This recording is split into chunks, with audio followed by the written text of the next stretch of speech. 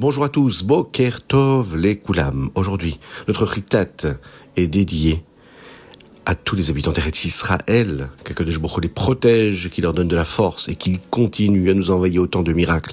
Merci Hachem pour ces miracles, qu'il nous envoie le Mashiach très bientôt, Ezrat Hachem. Nous sommes aujourd'hui le mercredi de la Parashat Tzav, le 7 Zayin Nissan 5786. Et je suis infiniment heureux de vous retrouver pour partager avec vous le Ritat du jour.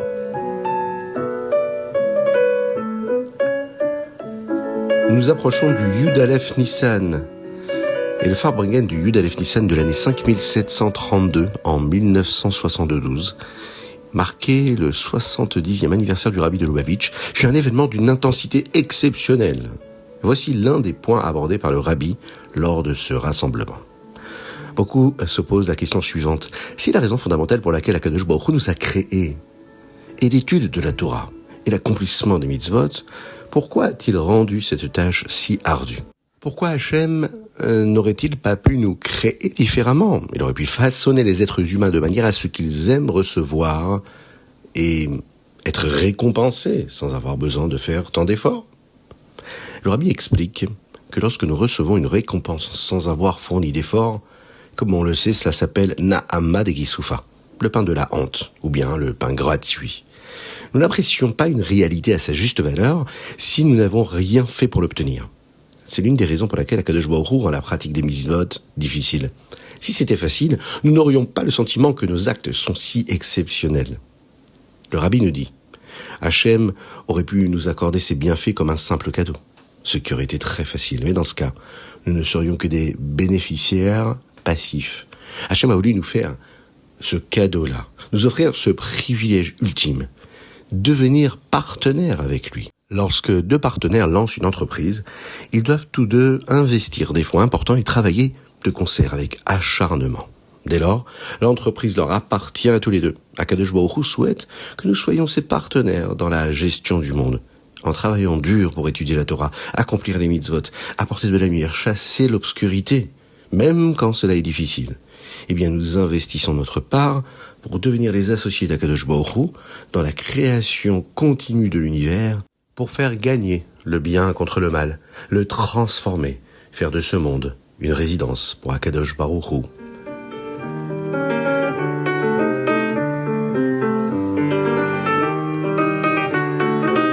Chumash. Nous sommes au Revi'i, et nous avons déjà étudié la semaine dernière Rosh Chodesh Nissan, durant laquelle Moshe devait préparer les Kohanim à servir dans le Mishkan. Ce moment est arrivé, nous sommes le 23 Adar, et Akadosh Baruch Hu ordonne à Moshe Rabbeinu de rassembler tous les éléments nécessaires. Aaron à Kohen, ses fils, les vêtements des Kohanim, l'huile d'onction, ce que nous appelons le Shemen HaMishra, le taureau pour le sacrifice Khatat, les 2 béliers et une corbeille de 30 matzot. Moshe doit réunir l'ensemble des Juifs qui sont près du Mishkan pour qu'ils soient témoins de la scène. Il va exercer les fonctions de Kohen Gadol lui-même, vêtu des habits blancs que le Kohen Gadol porte normalement à Yom Kippour.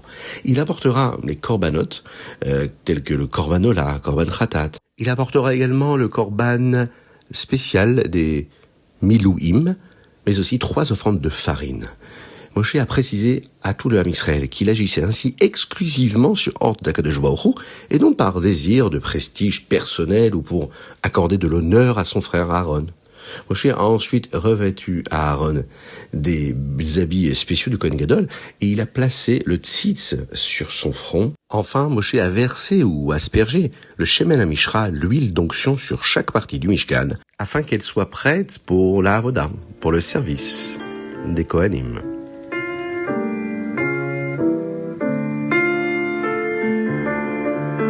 Tehillim, aujourd'hui Yom Zayin, et nous lisons du 39 au 43, c'est-à-dire du Tehillim Lamed Tet au Tehillim Mem Gimel. Et dans le chapitre Mem 40, un verset déclare ceci: Ashrei hagever asher sam Hashem mivtacho. Heureux est l'homme qui place sa confiance en Dieu. Le verset précise ensuite que cette personne ne se tourne vers aucun autre secours. Le Midrash nous enseigne que ce verset fait référence à Yosef Hatzadik qui a toujours fait preuve de confiance en Dieu. Cependant, une fois, son bitachon ne fut pas parfait.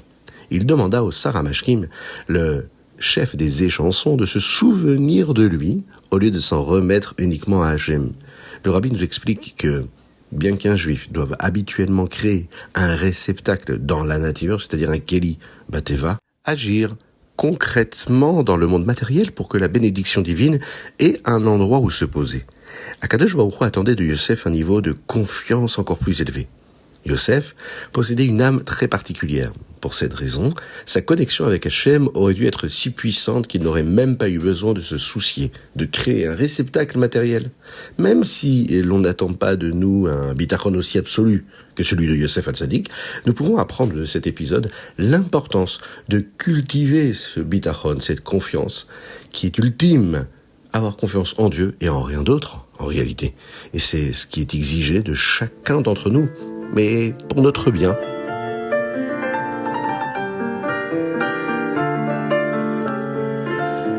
Tania, l'écouté Amarim Perek Lamed Tête. Hier, nous avons étudié deux sortes de kavana, deux sortes d'intentions que nous pouvons avoir. La première provient de l'amour naturel, la hava, qu'un juif possède pour être connecté à Dieu.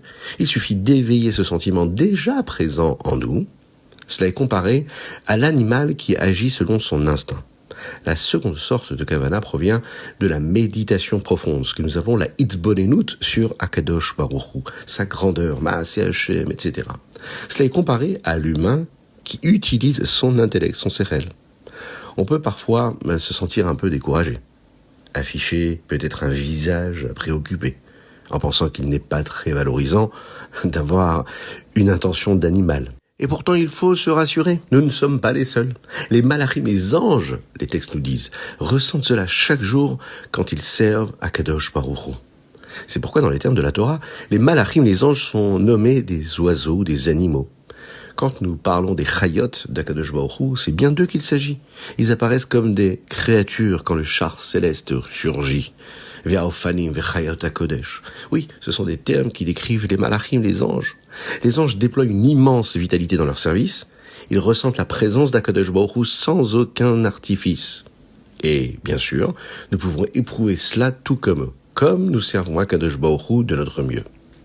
Cet aspect-là nous montre que la kavana, qui consiste à révéler notre ahava naturelle, c'est-à-dire notre amour naturel pour Dieu, est déjà très élevé. Ça égale en réalité le niveau des malachim, des anges. C'est le stade qu'un Benoni peut atteindre en permanence. On pourrait dire même que si cette intention-là est déjà si noble, eh bien nous pouvons imaginer la supériorité de ce travail accompli avec le niveau humain qui lui a l'intellect, qui est celui des tzadikim en tout temps. Et bien sûr du Benoni lors de moments d'exception. Alors chacun et chacune d'entre nous, on doit se rapprocher de cela et de se dire que penser, réfléchir ou ressentir de manière naturelle cet amour pour Akadosh Baruch Hu nous permet de nous dépasser complètement, d'atteindre un niveau très élevé. Il suffit pour cela d'être dans cette conscience-là. Juste ouvrir les yeux, remercier Hachem et prendre conscience de sa grandeur et surtout, en réalité, de notre proximité avec lui, ou plutôt de sa proximité avec nous.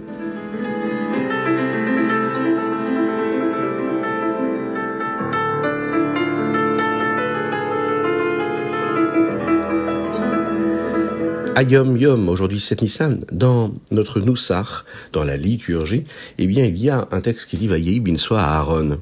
C'est une prière qui est dite lorsque la Torah est portée vers l'Abima, après que nous ayons sorti le Sefer Torah du Rav Kodesh et que nous disons les textes Vayehi binsoa, nous disons également le Berir Shemeh, et il y a ces mots-là, Vechirtzon kalaber habayit Israël. Le Rabbi nous enseigne aujourd'hui un détail sur les noms de famille des Rebbeim. Le nom du Admour Azaken était Baruchovitch. Son père s'appelait Baruch. Le Admour Haemtsaï, lui, choisit un nom différent, Shneouri, d'après son père, le Rabbi Shneur Zalman de Liadi. Le Tzemar Tzedek, lui, changea également son nom, mais il ne choisit pas celui de son père. Il opta pour un nom lié au Rabbi Shneur Zalman, Shneorson. Shneor, son, qui veut dire fils. C'est ce nom qui est resté celui de tous les Rebbeim, de tous nos maîtres de la Chassidoute jusqu'à aujourd'hui. Le 10 Shvat 5711, le Rabbi accepta officiellement la direction, la Nessiout, de la 7e génération. Lors de ce Farbrengen, il expliqua que nous sommes la 7e génération depuis le Rabbi Shneur Zalman. Si le chiffre 7 est spécial, c'est uniquement parce qu'il est le 7e à partir du premier. Le rabbi définit alors la mission du chassid de cette génération. Vivre avec le don de soi, le Messirut Nefesh, qui nous est transmis par le rabbi Shneur Zalman. Faire ce qu'Hachem demande même quand c'est difficile et se consacrer à la diffusion de la Torah et des mitzvot, à la diffusion de la chassidut partout où nous le pouvons.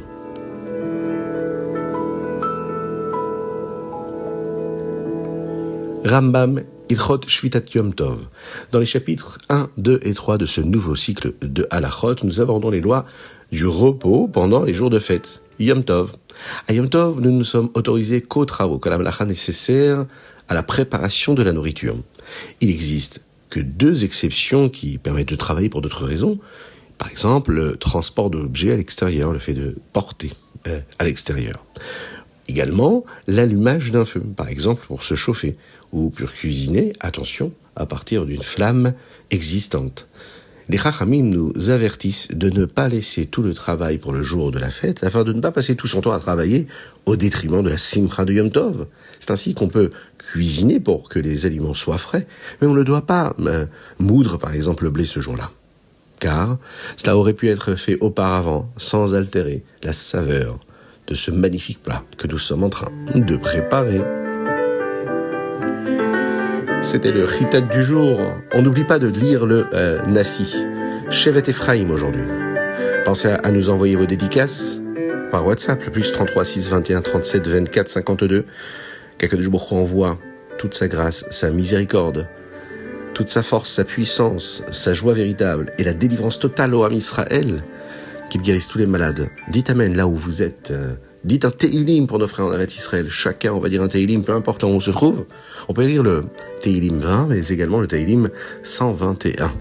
Ensemble, aujourd'hui, en pensant à s'unir, et dans cet ardout, demander à Kadosh Baruch Hu la Geoula Amitit Ve'Shlema, la guérison pour tous les malades, et parmi eux, David ben Sultana et Avraham Nissim ben Sultana. À très bientôt.